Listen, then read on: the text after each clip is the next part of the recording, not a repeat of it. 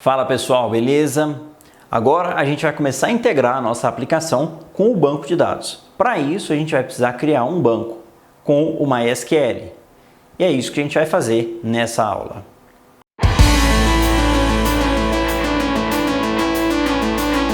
Agora que a gente já conheceu as principais annotations e os principais verbos e que a gente já entende como isso funciona, a gente vai criar a nossa base de dados. Para isso, abra o REID e vamos nos conectar.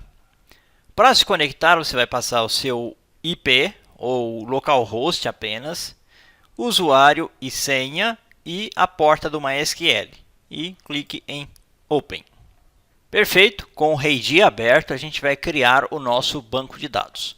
Para isso, clique com o direito, Create New, Database, e a gente vai definir o nome do nosso banco de dados, que é REST with Spring Boot Erudio. Ok, banco de dados criado, basta atualizar aqui e a gente vai ter o banco criado aqui. Evidentemente o banco está vazio, não tem nenhuma configuração e agora a gente vai preparar para que a gente consiga se conectar a esse banco de dados. Voltando para o IntelliJ, vou fechar esses caras aqui e vou abrir o POM. O POM é esse arquivo aqui. Vou expandir aqui e a gente vai precisar adicionar mais uma dependência do Spring Boot. Vou duplicar esse cara, Ctrl D. A primeira delas é Org Spring Framework Boot, o Group ID, e o Artifact ID é Starter Data JPA. Exatamente essa sugestão aqui. Perfeito, adicionado. Além disso, a gente precisa adicionar o conector do MySQL. Para isso, eu vou duplicar esse cara aqui, Ctrl D. E aqui vai ser o Group ID do MySQL, que no caso é MySQL. E aqui é MySQL Connector Java, esse cara aqui. Perfeito.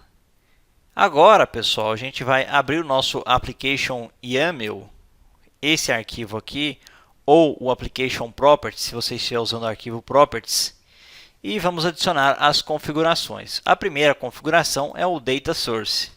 Spring.DataSource Driver Class Name, a gente vai definir o driver, né?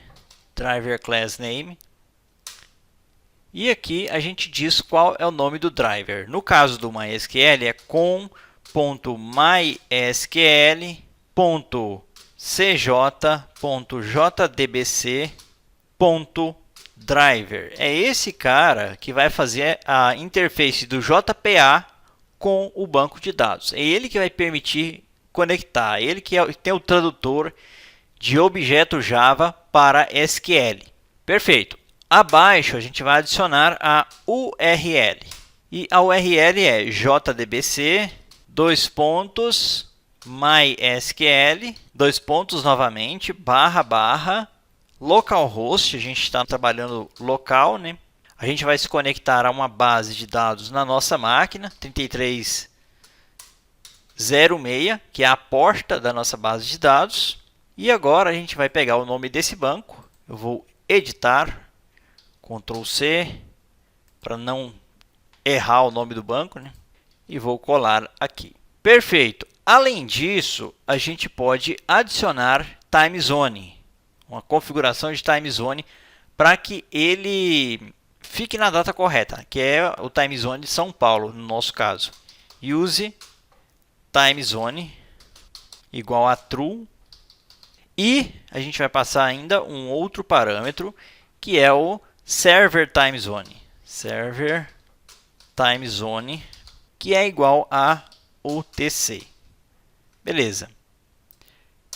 Agora a gente vai adicionar o username, que no meu caso é root, e a senha, password, que no meu caso é admin123. Essa senha é a que você usou durante a instalação do MySQL.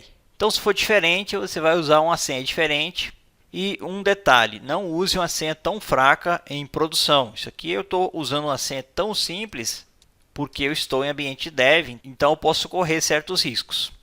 Perfeito. Abaixo a gente vai adicionar as configurações do JPA, que é a unidade de persistência do Java. E a gente vai usar uma configuração para Hibernate DDL Auto, essa opção aqui, que no caso vai ser Update. Se a gente for ao Google e pesquisar por DDL Auto Update, aqui a gente vai ter a explicação. Vou abrir aqui, vamos dar uma conferida.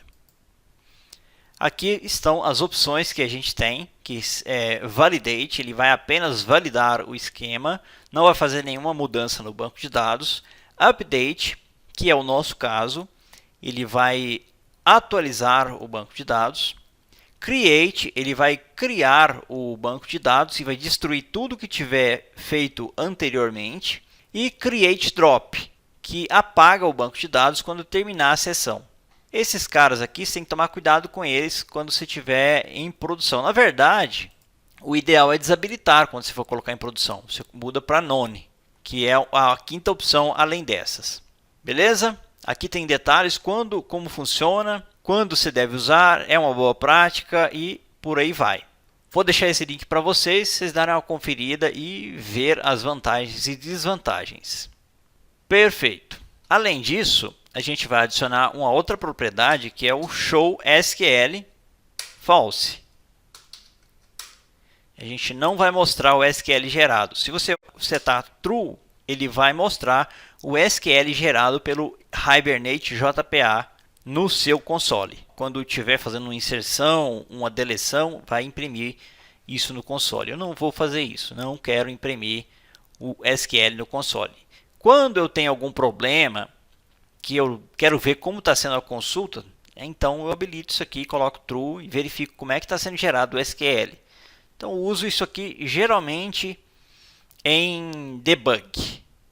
O update eu vou usar por enquanto, mais adiante a gente vai trocar isso aqui para None, para ele não mudar nada no banco, que é quando a gente adicionar o versionamento do banco de dados com o Flyway. Por enquanto a gente vai deixar assim para ele criar o banco para a gente e depois a gente vai trocar isso. Esse vídeo é patrocinado pelo meu treinamento REST APIs RESTful do zero a AWS com Spring Boot 3, Kotlin e Docker. Aprenda como construir APIs RESTful sólidas e eficientes e dobrem as oportunidades de crescimento na carreira. Mais detalhes na descrição e no comentário em destaque.